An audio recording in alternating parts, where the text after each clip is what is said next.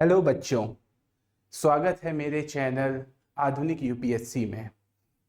मैं आपका दोस्त पीयूष और आज हम लोग पढ़ने जा रहे हैं प्रियम्बल। बट मैं प्रियम्बल से पहले अगर आप लोगों से कुछ कहना चाहूँ, मुझे पता है कि इस समय आप लोगों के ऊपर जो टाइम चल रहा है, 2 दिन पहले यूपीएससी का रिजल्ट आया है और मुझे जहाँ तक लगता है कि शायद कुछ बच्चों का आप में से नहीं हुआ होगा। पर मैं आपसे जो है एक बात कहना चाहता हूँ। ये समझ लीजिए एक टीचर और एक स्टूडेंट के बीच में हार्ट टू हार्ट टॉक हो रही है। इसको जो है ना आप किसी और एंगल से सोचिए, ना इस समय पढ़ाई अभी भूल जाइए कि क्या पढ़ाना है क्या नहीं पढ़ाना है। अभी मैं आप लोग से एक बात कहना चाहता हूँ।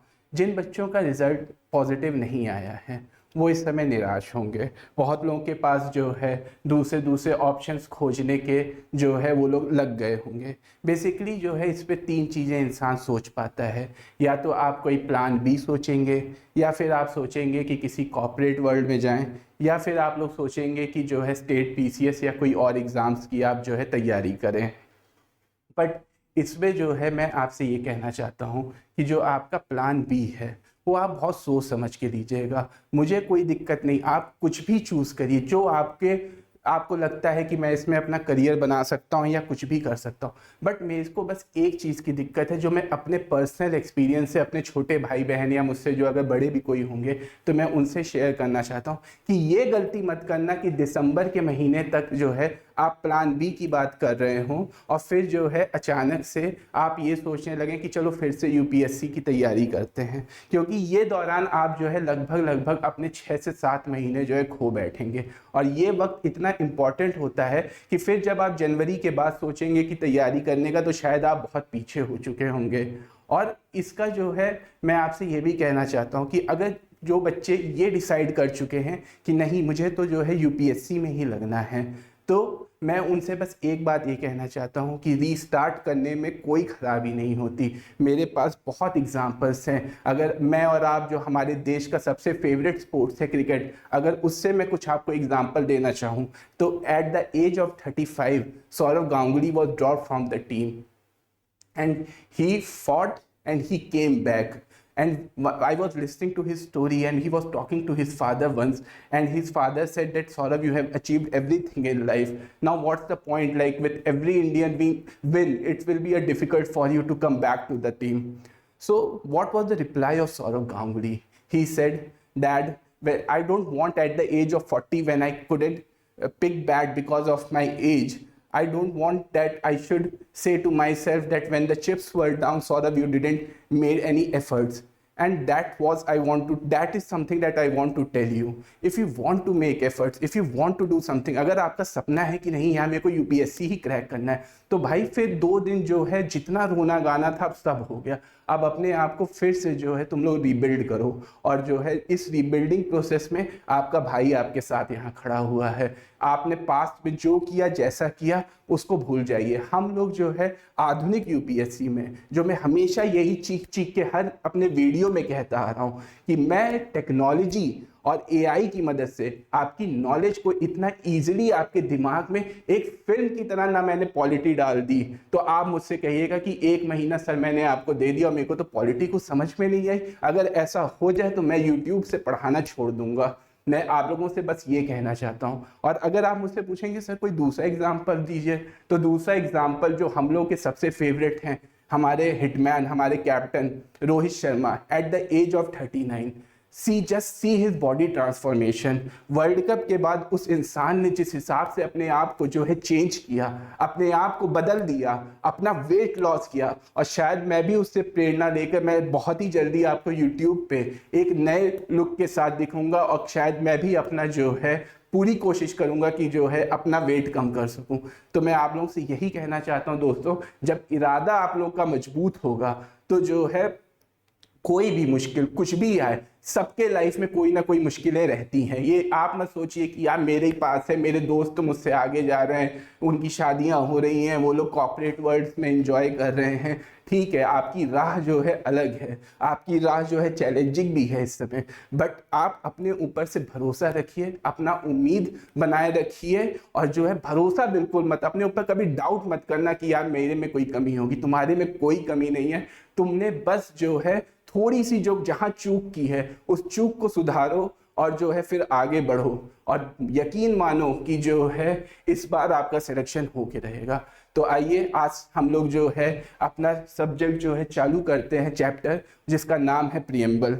मैं आपसे ये बताने में जो है बिल्कुल भी संकोच नहीं कर रहा हूं कि ये 85 वर्ड्स का प्रीएम्बल जो है ये आपको जो है हर साल डायरेक्टली या इनडायरेक्टली आपको कम से कम 2 से 4 नंबर देकर जाता है। इसका मतलब ये है कि ये हर साल यूपीएससी प्रीलिम्स में 1 से 2 क्वेश्चन इसके पक्के आते हैं और ये 85 वर्ड आपको जो है 4 नंबर दे सकता है। और यही आपको सोचना है कि आपको पैरेटो रूल कैसे लगा के पढ़ाई करनी है, 20-80 का कैसे आपको रेशियो मेंटेन करना है कि 20% टॉपिक्स जो 80% टाइम्स रिपीट हो रहे हैं आपको जो है उस टॉपिक्स पे अपनी पकड़ पहले मजबूत बनानी है। उस ऐसा मैं नहीं कह रहा हूं कि आपको बाकी टॉपिक्स नहीं पढ़ने, बट ये जो 20% टॉपिक्स जो 80% टाइम्स रिपीट हो रहे हैं इसको जो है आपको बहुत मेहनत से, बहुत कंसेप्चुअली एक एक पॉइंट इसका जो है आपको पढ़ना है।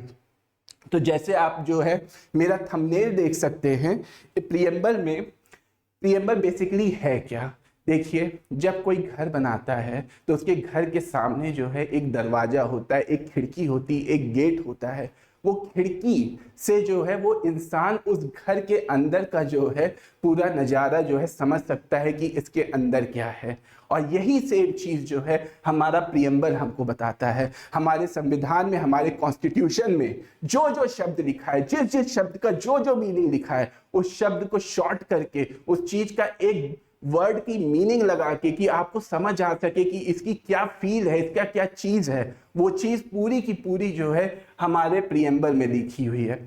अब आप सोचिए, आप कोई भी बुक खोलते हैं तो बुक में मोस्ट प्रॉब्ली आप पॉलिटी के लिए लक्ष्मीकांत पढ़ते हो, वो सही बुक है। मैं आपसे यही कहूँगा, बहुत लोग आएंगे यूट्यूब पे या कहीं पे भी, वो लोग जो है आपको बोलेंगे कि ये करिए वो करिए। भाई, यूपीएससी कुछ अलग करने से नहीं निकलता है। यूपीएससी जो सब कर रहे हैं वही आपको करना है, क्योंकि वो कोई गलत नहीं कर रहे हैं। वो 10 साल 12 साल से जो है सेम चीज करते आ रहे हैं। बट आपको क्या अलग करना है, आपको अपनी कंसेप्चुअल क्लैरिटी उस चीज पे बहुत अच्छे से लानी है। भाई, अगर पेपर देखोगे ना तो एनसीईआरटी से भी जो है कितने क्वेश्चन बन जाते हैं यूपीएससी में। आप कहोगे 6, 7, 8 की एनसीईआरटी की क्या वैल्यू होगी सर, यूपीएससी तो इतना हाई लेवल का एग्जाम है। पर जो है एनसीईआरटी बेस्ड क्वेश्चन आते हैं और उसी हिसाब से मैं आपसे अपना, अगर मेरे को कुछ मानते हो तो मैं यही कहूँगा कि आपको कोई भी दुनिया की जितनी भी हाई फाई बुक पढ़नी है, डीडी बासु पढ़नी, कुछ भी पढ़नी है, आप पढ़िए, आप स्वतंत्र हैं। बट तब पढ़िएगा जब आपकी लक्ष्मीकांत जो है पूरी कंप्लीट हो जाएगी। और ये लक्ष्मीकांत कंप्लीट कराऊंगा, मैं कराऊंगा। और आप देखिएगा जिस तरीके से, जिस आसान भाषा में मैं आपको लक्ष्मीकांत जो है आपके दिमाग में डालूंगा, आप खुद समझ जाएंगे कि जो है ये एक फिल्म की स्क्रिप्ट की तरह आपके नसों में जो है बहने लगेगी। और इसी तरीके से चलिए आइए आज की हम क्लास स्टार्ट करते हैं। हाँ, तो मैं आपसे एक चीज़ बता रहा था जो मैं बाद में भूल गया, कि जब आप कोई बुक खोलते हैं तो बुक में जो है स्टार्टिंग में जो है इंडेक्स लिखा होता है और उसके बाद जो है अंदर चैप्टर्स लिखे रहते हैं। तो जब आप उस इंडेक्स को पढ़ते हैं तो आपको अंदाजा लग जाता है कि इस चैप्टर्स में, इस बुक के अंदर क्या लिखा हुआ है। अब आप ये सोचिए कि इस चीज को क्रिएट करने के कितने तरीके हो सकते हैं। इस चीज को मेरे हिसाब से 2 तरीके से क्रिएट किया जा सकता है। पहला तरीका ये कि आप इंडेक्स लिख दीजिए और इंडेक्स के अकॉर्डिंग जो है आप अपना जो है चैप्टर्स प्लान करिए। दूसरा तरीका ये, जो आप पहले अपने पूरे चैप्टर्स लिख दीजिए और उसका एसेंस जो आपको समझ में आता है उसको आप इंडेक्स में लगाइए। और यही सेम चीज भारत के संविधान और अमेरिका के संविधान, अमेरिकन कॉन्स्टिट्यूशन ने यही किया है। अमेरिकन कॉन्स्टिट्यूशन ने पहले अपना प्रीएम्बल लिखा, फिर उसके बाद जो है अपना संविधान लिखा। पर भारत का कॉन्स्टिट्यूशन, और मैं आपको एक बात प्रूव भी करूंगा जो मैं कह रहा हूं, कि भारत ने अपना पहले संविधान लिखा, अपना कॉन्स्टिट्यूशन लिखा और उसके बाद जो है भारत अपना जो है प्रीएम्बल लिखा। भारत ने पहले पूरे कॉन्स्टिट्यूशन को लिख लिया, पूरा उसका एसेंस समझ लिया और जो निचोड़ के उसमें से एसेंस मिला, उस एसेंस को उठा के जो है भारत ने अपने जो है प्रीएम्बल में लिख दिया। और ये चीज मैं आपको अभी आगे जो है प्रूव करूंगा। तो आइए आज की क्लास जो है स्टार्ट करते हैं। और स्टार्ट करेंगे हम पहले जो है, हम सबसे पहले प्रीएम्बल को एक बार as it is word by word जो है पढ़ लेते हैं। जो है हमारा जो संविधान, हमारा जो प्रियम्बल, जो हमारा पहला चैप्टर है प्रियम्बल, जिससे कॉन्स्टिट्यूशन हमारा स्टार्ट होता है, उसकी स्टार्टिंग कैसे होती है? We the people of India. इसका मतलब क्या है we the people of India का? थोड़ा ठहरिए और सोचिए कि we the people of India से कहना क्या चाहता है हमारा कॉन्स्टिट्यूशन। हमारा कॉन्स्टिट्यूशन वी द पीपल से ये कहना चाहता है कि जो हमारी सोर्स ऑफ पावर है, जो हमने जिसको पावर दी है अपनी संविधान बनाने का, वो और कोई नहीं, वो कोई यूएन नहीं है, वो हमारा कोई ब्रिटिश पार्लियामेंट ने नहीं हमारा बनाया था कॉन्स्टिट्यूशन। हमारा संविधान हमारे देश के लोगों ने बनाया था। हमारे देश के लोगों को पावर इस we the people of India से रिफ्लेक्ट करता है। मैं इसमें आपको जो है कॉन्स्टिट्यूशन की 2 थ्योरीज बताता हूं।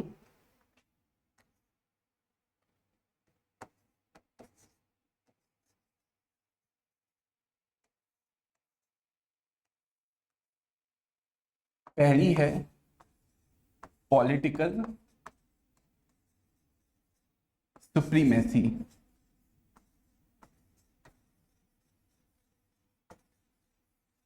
पॉलिटिकल सुप्रीमेसी और दूसरी है पॉपुलर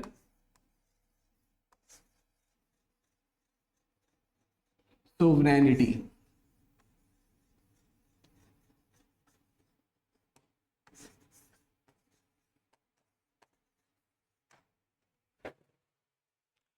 पॉलिटिकल सुप्रीमेसी क्या है, इसको आसान भाषा में समझिए। जो ब्रिटिश का जो कॉन्स्टिट्यूशन है, ब्रिटिश में क्या होता है कि ब्रिटेन में पार्लियामेंट वहाँ की सुप्रीम पावर है। जो चीज़ वो वहाँ की पार्लियामेंट ने बना दिया, फिर उसको जो है चेंज कर पाना या कुछ भी कर पाना बहुत डिफिकल्ट है, क्योंकि उनने अपनी सारी पावर जो है वहाँ के पार्लियामेंट को दे रखी है। तो पॉलिटिकल सुप्रीमेसी जो है पार्लियामेंट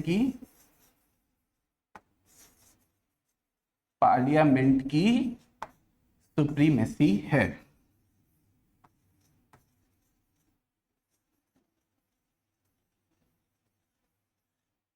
तो सर फिर ये पॉपुलर सोवरेनिटी क्या है?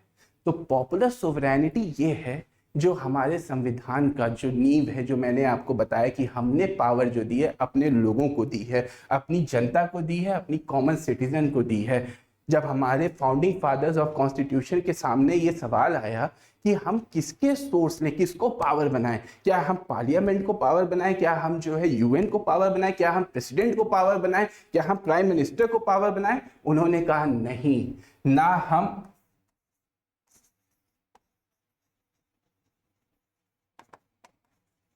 एग्जीक्यूटिव को पावर देंगे, ना हम पार्लियामेंट को पावर देंगे,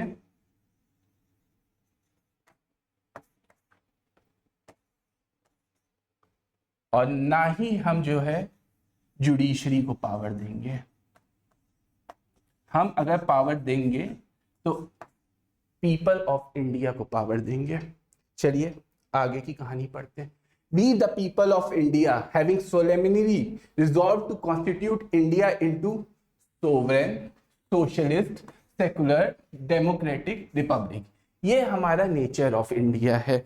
अगर आप लोग जो है भारत का पूरा नाम जानते होंगे तो हमारे भारत का नाम है रिपब्लिक ऑफ इंडिया, और जहाँ हमारे पड़ोसी देश हैं उनका पूरा नाम है इस्लामिक रिपब्लिक ऑफ पाकिस्तान। तो हमारा जो है कोई भी हमारे देश के आगे, हम एक सेकुलर देश हैं, और इसकी जो है हम बात आगे करेंगे। अभी मैं आपको एक ब्रीफ दे रहा हूं कि हमारे जो है प्रियम्बल में क्या लिखा है, और मैं इसको पूरा तोड़ूंगा आपके सामने, एक एक चीज तोड़ूंगा, आप देखिएगा अभी। And to secure to all its citizen, क्या सिक्योर करना है, क्या अपने सिटीजन को देना चाहते हैं, क्या उसका ऑब्जेक्टिव क्या है हमारे संविधान का। हम देना चाहेंगे justice, liberty, equality, fraternity, and assuring the dignity of individual and the unity and integrity of the nation। तो फ्रेटर्निटी एक सिंपल सा हम ब्रदरहुड भाईचारा नहीं दे रहे हैं। फ्रेटर्निटी की हम यहाँ पे एक ब्रॉड डेफिनेशन ले रहे हैं, और वो ब्रॉड डेफिनेशन है unity and integrity of the nation and dignity of the individual. Article 21 clearly talks about the dignity of the individual. अगर राइट टू लाइफ है किसी को तो उसकी लाइफ में जो है डिग्निटी होनी चाहिए। उसको जो है आप कोई जानवर की तरह नहीं बांध के रख सकते हैं, उससे कोई आप बॉन्डेड लेबर की तरह काम नहीं करवा सकते हैं। आप जो है उसको लाइफ विद डिग्निटी देंगे। अब मेरी लास्ट लाइन पढ़िए, जो मैंने आपसे अभी थोड़ी देर पहले कहा था कि मैं आपसे प्रूव करूंगा कि जो है हमारा प्रीएम्बल जो है सबसे लास्ट में लिखा गया था in our constituent assembly this 26th day of November 1949। इसको भाई जो है अपने एकदम दिमाग में बसा लो, इसको एकदम अंदर रख लो, क्योंकि ये डेट जो है आपको एग्जाम्स में बहुत पूछी जाएगी कि हमारा प्रीएम्बल किस दिन अडॉप्ट हुआ था। और जो है उसमें पहला और सबसे पॉपुलर ऑप्शन रहता है 26 जनवरी 1950।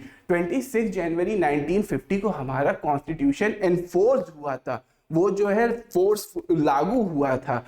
पर जो है असेंबली ने, जो कॉन्स्टिट्यूएंट असेंबली थी हमारी जिन्होंने प्रीएम्बल अडॉप्ट किया था, वो था 26 नवंबर ऑफ 1949।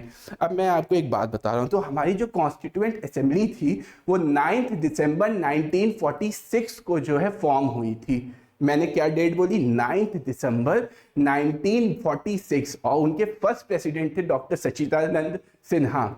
हमारी 9 दिसंबर 1946 को फॉर्म हुई और 13 दिसंबर 1946 को जो है हमारा क्या बोलते हैं जवाहरलाल नेहरू ने ऑब्जेक्टिव रेजोल्यूशन पास किया हमारे कॉन्स्टिट्यूएंट असेंबली में। और वही ऑब्जेक्टिव रेजोल्यूशन जो है आगे चल के प्रीएम्बल का फॉर्म लिया। तो मैंने आपसे ये बताया था, आप अपने दिमाग में इस डेट को डालिए कि हमारी कॉन्स्टिट्यूएंट असेंबली कब बनी थी। एक बार फिर से इसको कमेंट सेक्शन पे टाइप कीजिए कि मैंने क्या बोला, कॉन्स्टिट्यूएंट असेंबली जो है हमारी कब बनी थी? 9 दिसंबर 1946 को। अगर 9 दिसंबर 1946 को कॉन्स्टिट्यूएंट असेंबली हमारी बनी थी और अगर प्रीएम्बल हमारा पहला चैप्टर होता तो हम उसको 1949 का डेट क्यों देते, 1949 में क्यों उसको अडॉप्ट करते? क्योंकि हमने पहले पूरा संविधान लिखा, पूरा कॉन्स्टिट्यूशन लिखा और उसके बाद जाके हमने एंड में उसका पूरा जो है निचोड़, उसका पूरा क्रक्स निकाला। और जो क्रक्स हमें मिला उस क्रक्स को हमने एज इट इज जो है अपने प्रीएम्बल में लिखा। और वो डेट थी 26 नवंबर ऑफ 1949। चलिए आगे बढ़ते हैं हम लोग। अब इसका जो है प्रीएम्बल का, व्हाट इज प्रीएम्बल, इसका मीनिंग क्या है? प्रीएम्बल जैसे मैंने बताया कि एक बुक का जो है इंडेक्स की तरह है। वो जो है एक प्रीफेस है, वो एक इंट्रोडक्टरी चीज है, ये एक समरी रखता है, ये एक एसेंस रखता है और ये एक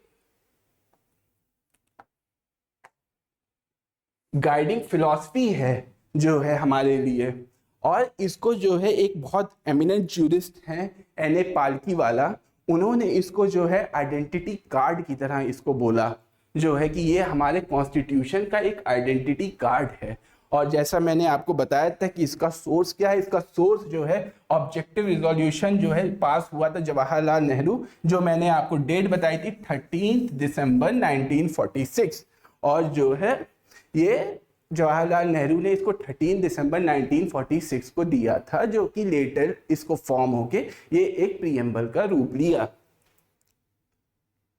अब जैसा मैंने बताया था कि इसका सोर्स ऑफ पावर क्या है, इसका सोर्स ऑफ पावर है we the people of India. हमने अपने सिटीजन को वो पावर दिया कि जो है हमारे सिटीजन जो है इसको संविधान के जो है उस पावर वहाँ, हमारा संविधान वहाँ से लिया जाएगा। ये कोई पार्लियामेंट का पावर नहीं है। और आज हमारी पार्लियामेंट अगर लिमिट होती है तो वो कॉन्स्टिट्यूशन से लिमिट होती है। इसी में मैं आपको एक टर्म समझाना चाहूँगा जो एग्जाम में बहुत पूछा जाता है,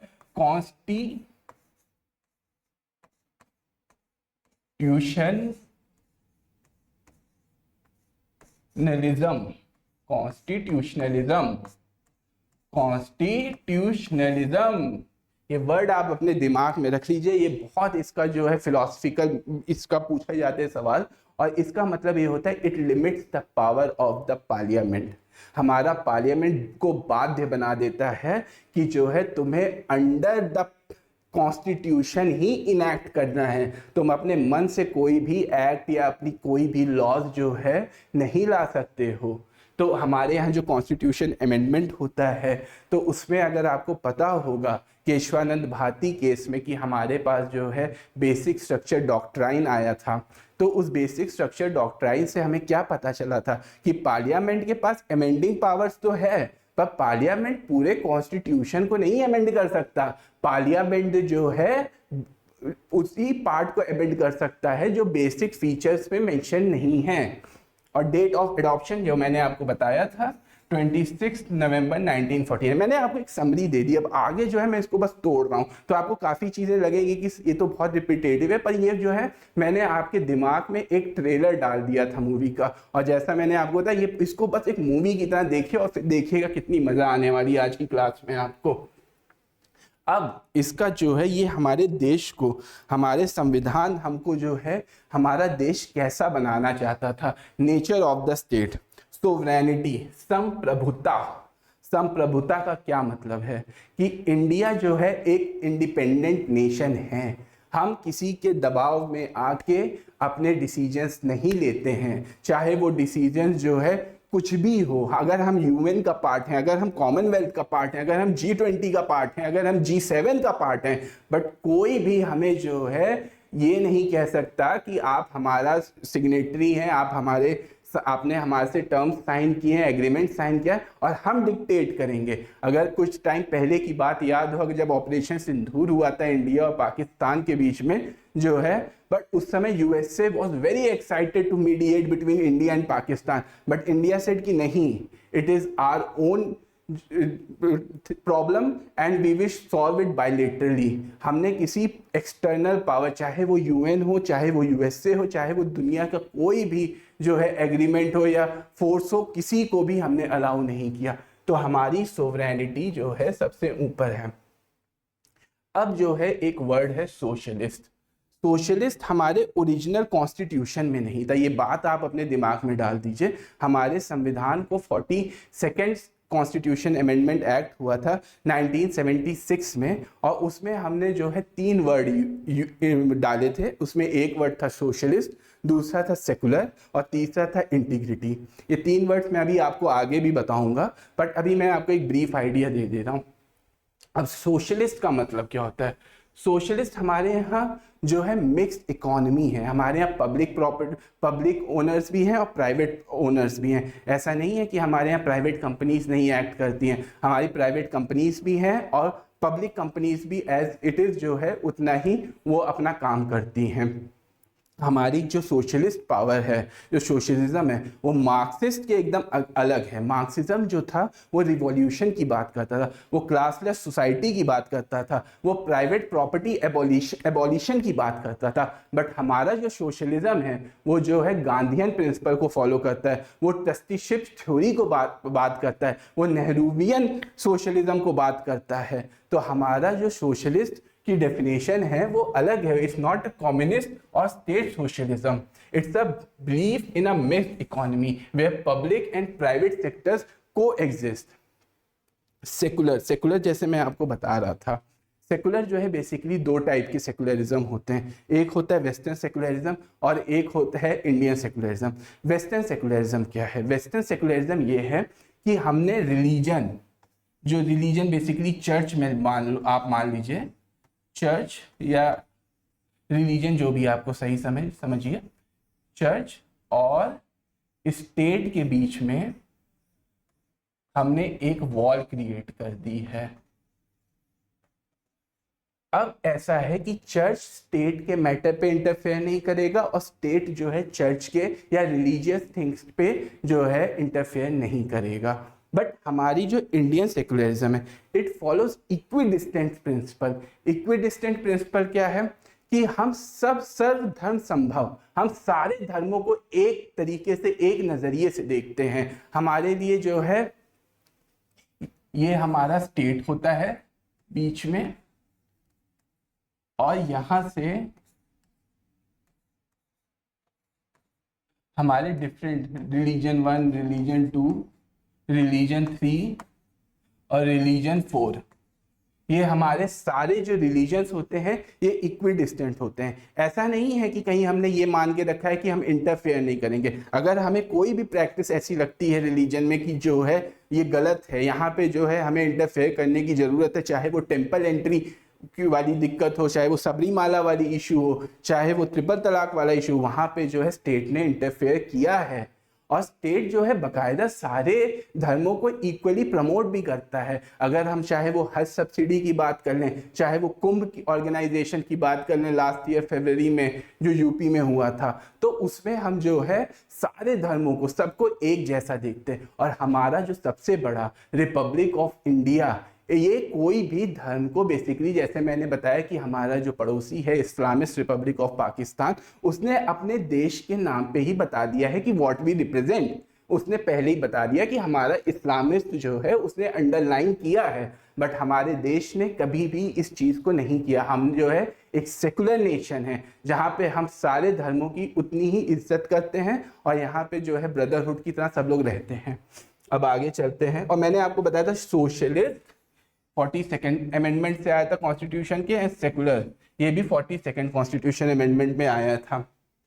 अब इसके बाद जो है डेमोक्रेटिक जो है इसके बारे में बात करते हैं। डेमोक्रेटिक बेसिकली जो है क्या होता है, जो सिटीजन ऑफ इंडिया होते हैं वो बेसिकली अपनी गवर्नमेंट चुनते हैं एक टाइम पीरियड के बाद, जो कि टाइम पीरियड बेसिकली 5 इयर्स है। और उस टाइम पीरियड के बाद जो है अगर आपकी जो है सरकार ने अच्छा काम किया तो आप उसको कंटिन्यू करोगे, और अगर आपको लगता है कि आपकी उम्मीदें थी उस हिसाब से सरकार ने काम नहीं किया, तो आपके पास पूरा पावर होता है कि आप जो है सरकार को चेंज कर सकते हैं। एनसीईआरटी का बहुत पॉपुलर फ्रेज है कि democratic government is for by the people, of the people and for the people जो है। तो ये चीज जो है डेमोक्रेटिक चीज को रिप्रेजेंट करती है।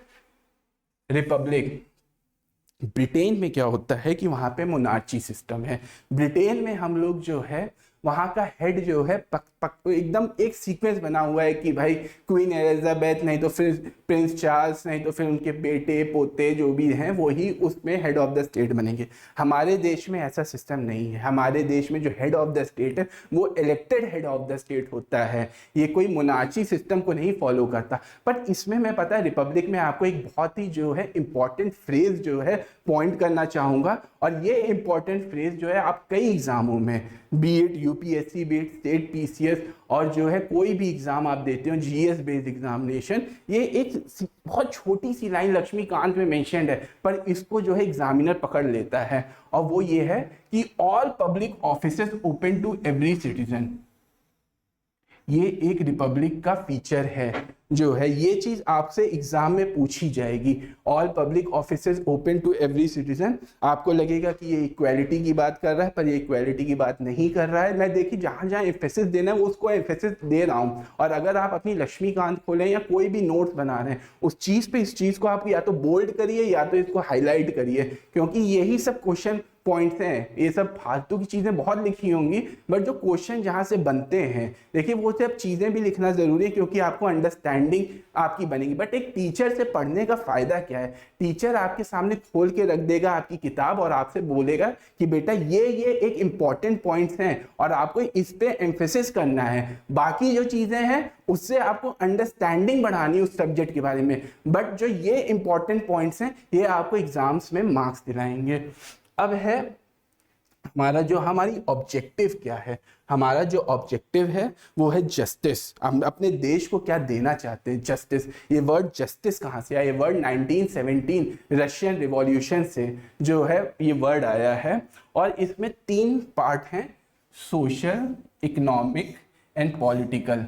अब इसको बहुत ही कैसे बताऊं मैं, बहुत नॉर्मल वे है बट लोग भूल जाते हैं सोशल, पॉलिटिकल, इकोनॉमिकल। मैंने तो इसको इस तरीके से याद किया था कि सोशल मतलब GS1, क्योंकि सोसाइटी का चैप्टर सोशल होता है, और उसके बाद पॉलिटिकल मतलब GS2, पॉलिटी एक बहुत इंपॉर्टेंट पार्ट है GS2 का, और इकोनॉमिक्स मतलब GS3, क्योंकि ये इकोनॉमिक्स जो है GS3 का एक बहुत इंपॉर्टेंट पार्ट है। तो आप इसको इस तरीके से याद कर लीजिए अपने मेंस के सब्जेक्ट में, GS1, GS2, GS3, तो ये आपके दिमाग में हमेशा बसा रहेगा। अब उसके बाद जो है बहुत इंपॉर्टेंट है लिबर्टी, इक्वालिटी, फ्रेटर्निटी। ये कहाँ से लिया हमने? लिबर्टी, इक्वालिटी, फ्रेटर्निटी हमने जो है फ्रेंच रिवॉल्यूशन से लिया, और जो है लिबर्टी जो है एक रेस्ट्रिक्टेड लिबर्टी है, जो आर्टिकल 19 में जो है आपको रेस्ट्रिक्ट करती है कि आप आप ऐसा नहीं कि आपको लिबर्टी मिली है आप कुछ भी कह सकते हैं, ऐसा नहीं है। आपके पास जो है एक एब्सोल्यूट रेस्ट्रिक्शंस है कि आप क्या बोल सकते हैं क्या नहीं बोल सकते। इक्वालिटी जो है हमारे आर्टिकल 14 में जो है मेंशन्ड है, और ये जो है रिस्ट्रिक्ट करती है गवर्नमेंट को किसी को भी जो है स्पेशल प्रिविलेज देने के हिसाब से। कुछ चीज़ें हैं जैसे हमारे प्रेसिडेंट और गवर्नर के ऊपर जो है उनको एक स्पेशल इम्यूनिटी मिलती है, be it the case of the criminal case और be it the case of the civil cases. Criminal cases जब तक वो ऑफिस में है उनके ऊपर नहीं इनैक्ट हो सकते हैं, और सिविल केसेस जो है 14 डेज की नोटिस के बाद जो है उस पर उनके ऊपर चार्ज स्टार्ट हो सकता है। तो ये एक उनके ऊपर जो है स्पेशल प्रिविलेज है। इसके अलावा हमारे देश में हमारे संविधान में हमने अपने सिटीजन को सबको जो है एक समानता से देखा है, सबको इक्वालिटी दी है, be it prime minister B it any person in the country, सबके पास जो है इक्वालिटी है। The one that is fraternity मैंने आपको बताया था कि it is a broader term, it's not only about the common brotherhood या भाईचारा, it's also about the unity and the integrity of the nation. The word integrity, ये word integrity जो है 42nd कॉन्स्टिट्यूशन अमेंडमेंट एक्ट 1976 में जोड़ा गया था, और जो है यूनिटी आपको पता ही है, और डिग्निटी ऑफ द इंडिविजुअल जो मैंने आपको बताया था कि आर्टिकल 21 राइट टू लाइफ जो है आपको बताता है। अब ये कुछ फिलोसफिकल सोल ऑफ इंडिया है। अब ये फिलोसफीज है जो डिफरेंट चाहे वो के एम मुंशी हो, चाहे अर्नेस्ट बाकर हो, चाहे पंडित ठाकुर दास भार्गव हो, और एम हिदायतुल्ला हो। ये फॉर्मर चीफ जस्टिस है एम हिदायतुल्ला।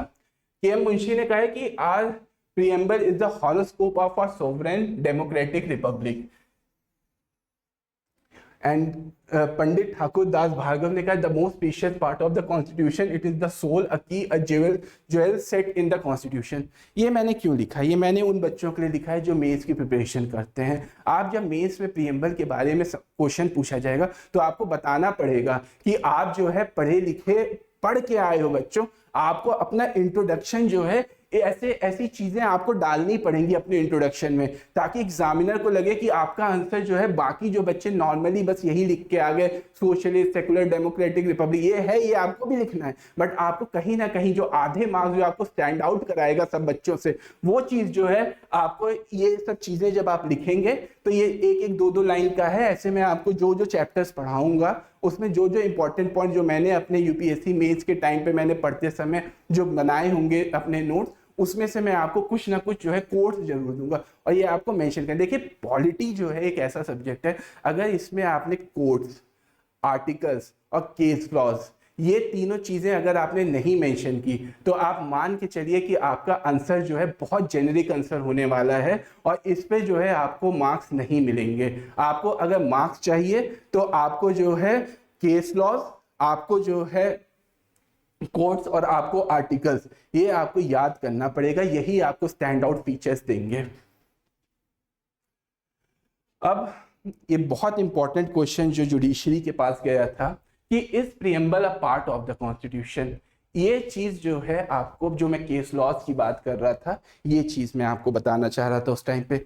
ये क्वेश्चन फर्स्ट टाइम अराइज हुआ बेरूबारी केस ऑफ 1960 में। इसमें जो है नेहरूवियन गवर्नमेंट और पाकिस्तान के बीच में कुछ विलेजेस का ट्रांसफर होना था, और ये चीजें जो है फिर गई क्वेश्चन ये वाला जुडिशरी के पास, और जुडिशरी ने उस टाइम पे बहुत नैरो इंटरप्रिटेशन दिया था और कहा था कि जो है preamble is not a part of the constitution. But उसके बाद जो landmark judgment of the Kesavananda Bharati case of 1973, उसमें जो है प्रीएम्बल, हमारी जुडिशरी या सुप्रीम कोर्ट ने कहा कि preamble is a part of the constitution and it rejected the older Berubari case. उसके बाद 1995 में जो LIC केस था, उसमें जो है जुडिशरी ने फिर से इस बात को एम्फेसिस दी कि प्रीएम्बल इज एन इंटीग्रल, ये चीज आपके आंसर में होनी चाहिए, integral part of the constitution, and preamble is inseparable from the constitution. अभी इसका इंसेपरेबल फ्रॉम द कॉन्स्टिट्यूशन, इसको मैं अभी आने वाली स्लाइड में आपको बहुत जल्दी समझाऊंगा कि इसका मतलब क्या है। अब आइए अमेंडेबिलिटी, जो बहुत ही इंपॉर्टेंट क्वेश्चन जुडिशरी के सामने गया था कि क्या हमारा कॉन्स्टिट्यूशन जो है अमेंडेबल है। तो article 368 of the constitution gives parliament power to amend the constitution.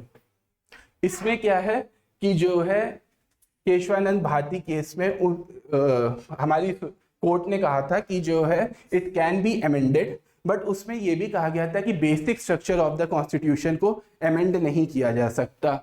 और उसके बाद 42nd अमेंडमेंट एक्ट ऑफ 1976 में प्रीएम्बल का द ओनली टाइम जिस टाइम पे प्रीएम्बल जो है अमेंड किया गया था, और उसमें जो 3 वर्ड मैंने आपको बताए थे, सोशलिस्ट, सेकुलर और इंटीग्रिटी, ये 3 वर्ड ऐड किए गए थे। और ये ओनली टाइम था, it's the only time in the last 75 और 76 ईयर्स ऑफ आवर कॉन्स्टिट्यूशन जब हमारे जो है पार्लियामेंट क्या प्रीएम्बल को अमेंड किया गया था। The nature of the preamble, preamble क्या जस्टिसेबल है? Preamble is non justiciable, but इसमें आपको एक कैच पॉइंट है, इसको आपको समझना पड़ेगा। अगर प्रीएम्बल को जो है सिर्फ प्रीएम्बल के रूप में देखा जाएगा तो जो है वो अगर आप सोली से प्रीएम्बल को पढ़ रहे हैं तो वो जस्टिसेबल नहीं है। बट कई बार हमारी सुप्रीम कोर्ट ने, लॉ ऑफ द लैंड ने हमारे जो है कई बार जब हमारे कॉन्स्टिट्यूशन के डिफरेंट पार्ट्स को रीड किया है तो उसकी मीनिंग को समझने के लिए उसने प्रीएम्बल को रेफर किया है। और जब प्रीएम्बल को रेफर किया गया है तो उस टाइम पे जो है प्रीएम्बल ने उसको हॉरोस्कोप, उसको लाइट दी है कि इसका क्या मतलब है, तो वो दूसरे प्रोविजंस के साथ मिलके उस चीज को एक्सप्लेनेबल बनाता है। ठीक, उसके बाद जो है it does not confer any specific power or the organs of government, it does not limit the powers either। philosophical guide है ये, और enacted at last, ये जैसे मैंने आपको बताया था कि हमारा प्रीएम्बल जो है पूरा संविधान, पूरा कॉन्स्टिट्यूशन लिखने के बाद जो है उसके बाद जो है इनैक्ट किया गया था। अब ये समरी है, इस समरी की जो है मैं चाहता हूं कि आप जो है एक स्क्रीनशॉट ले लीजिए। बीट आप कोई भी एग्जाम दे रहे हो जिसमें जीएस आती हो, beat prelims, beat mains, 1 second में, सिर्फ मात्र 1 सेकंड में आप इसको देखिएगा और आपको पूरा प्रीएम्बल एज इट इज पूरा रिवाइज हो जाएगा। क्योंकि इसमें जो मैंने पॉइंट डाले कि सोर्स क्या था, आप बताइए। सोर्स मैंने आपको बताया था, सोर्स जो है वी द पीपल, पीपल था इसका सोर्स। इसको इंस्पिरेशन कहाँ से मिली? इंस्पिरेशन इसको ऑब्जेक्टिव रिजोल्यूशन और जवाहरलाल नेहरू पास इन 13 दिसंबर 1946, और वही आगे चल के जो है प्रीएम्बल बना था। एडॉप्टेड कब हुआ था? 3 नवंबर 26, 1949। इसको मैं बार बार आपसे कह रहा हूं कि प्रीएम्बल हमारा नवंबर 26, 1949 को एडॉप्ट हुआ था, बट वो फोर्स में कब आया था? 26 जनवरी 1950।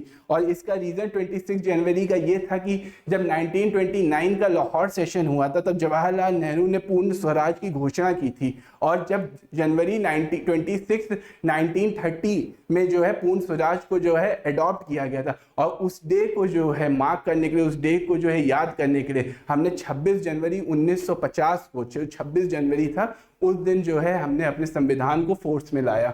इसके ऑब्जेक्टिव्स क्या हैं? ऑब्जेक्टिव्स जो है, जो मैंने बताया, जस्टिस, वो जो रशियन रेवोल्यूशन से लिया गया है, लिबर्टी, इक्वालिटी, फ्रेटर्निटी, ये फ्रेंच रिवॉल्यूशन से लिया गया है। अमेंडेबिलिटी, अमेंडमेंट ये एक बार हो चुका है, 42nd constitution amendment act of 1976, जिसमें 3 पार्ट दिए गए थे, सोशलिस्ट, सेकुलर, इंटीग्रिटी। और ये चीज जो है आपको याद रखना कि अगर एक बार हो गया या 10 बार हो गया अमेंडेबिलिटी, फिर मतलब वो अमेंडेबिलिटी है। बट इसमें आप जो है बेसिक स्ट्रक्चर, जो basic features of the constitution है, जैसे सेकुलरिज्म हो गया, इन सब चीजों को आप नहीं अमेंड कर सकते हैं। उसके बाद legal status, it is the part of the Constitution as said in the Kesavananda Bharati case 1973 और LIC case of 1995 where Supreme Court explicitly said that preamble is a part of our Constitution।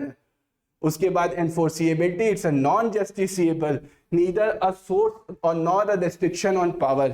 But ये बात आप याद रखिएगा कि हमारी जो judiciary है उसने कई बार जो है, आप जब भी कॉन्स्टिट्यूशन को समझने की कोशिश की है तो प्रीएम्बल को एज अ लाइट उसको यूज किया है। प्रीएम्बल ने उस चीज को और बेटर वे में एक्सप्लेन किया है। अब हम लोग 2 क्वेश्चन कर लेते हैं, बहुत नॉर्मल क्वेश्चन है, पर आपको एक आइडिया लग जाएगा कि which of the following words was not present in the preamble of the constitution of India as adopted on 26 November 1949। मैंने आपको बताया था कि 42nd कॉन्स्टिट्यूशन अमेंडमेंट एक्ट ने 3 वर्ड डाले थे कॉन्स्टिट्यूशन में, सोशलिस्ट, सेकुलर और इंटीग्रिटी। तो मतलब ये तीन वर्ड अगर डाले गए थे 1976 में, तो ये 1945 में तो नहीं होंगे। तो ऑप्शन आप चेक कर लीजिएगा, ऑप्शन जो है ऑप्शन बी आंसर होगा इसका। The second question is liberty, equality and fraternity कहाँ से लिया गया था? ये फ्रेंच रिवॉल्यूशन से लिया गया था। तो that's all, that's my time. ये आज की प्रीएम्बल की क्लास थी, और मैं आप लोगों से जो कहा था कि अगर रिजल्ट आपका जो है कुछ भी खराब आया है तो निराश मत होना, अपने आप को रीबिल्ड करना और अपने आप को फिर से जो है आगे बढ़ने के लिए जो है अपने आप को प्रोत्साहन देना। और इस बार जो है आप प्रोत्साहन अपने आप को इस तरीके से देंगे कि आपको जो है कुछ भी तरीके से आपको कॉम्प्रोमाइज़ नहीं करना। जो एक मैं आपको बहुत अच्छा कोट है विराट कोहली का, अगर जो लोग क्रिकेट देखते होंगे या क्रिकेट से प्रेम करते होंगे, विराट कोहली उनके फेवरेट होंगे, उनने एक बहुत अच्छा कोट दिया था कि there is no point of putting so much efforts into one thing and then not having the desire to be the best. अगर आप मेहनत कर रहे हो, अगर आपको आगे बढ़ने का मन है, तो आपकी जो है ख्वाहिशें भी होनी चाहिए कि मेरे को बेस्ट बनना है, मुझे कॉम्प्रोमाइज़ नहीं करना है। So that's all, that's my time. Thank you for the class. अगर आपको क्लास अच्छी लगी हो तो अपना जो है कमेंट सेक्शन में जो है उसमें आप अपने फीडबैक्स दीजिए, और जो भी कुछ इंप्रूवमेंट होगी definitely we will do it. और हम दोनों भाई लोग साथ में मिलके हम लोग जो है इस बार यूपीएससी फोड़ेंगे। और मैं आपको जो है इसी तरीके से आपको शॉर्ट चीज़ें, क्या कहाँ पे आपको एम्फेसिस करना है, कहाँ पे क्या करना है, इसके बाद जो है मैं एक दिन जो है क्वेश्चन सीरीज भी लेकर आऊँगा यूपीएससी पीवाईक्यू के 50 क्वेश्चंस के। जो चैप्टर्स मैंने पढ़ाए हैं, ऐसा नहीं कि कुछ भी मैं उठा के ले आऊँगा, जो चैप्टर्स मैंने अभी तक पढ़ाए हैं, और आपको उसी के अकॉर्डिंग जो है मैं आपको क्वेश्चन सॉल्व करना प्रीलिम्स में सिखाऊंगा। और जैसे जैसे हमारा आगे जो है और हम लोग मिलते जाएंगे, उस हिसाब से हम लोग प्रीलिम्स और मेंस में भी जो है साथ में मिलकर आंसर राइटिंग और फोकस करेंगे। So thank you, thanks for the class.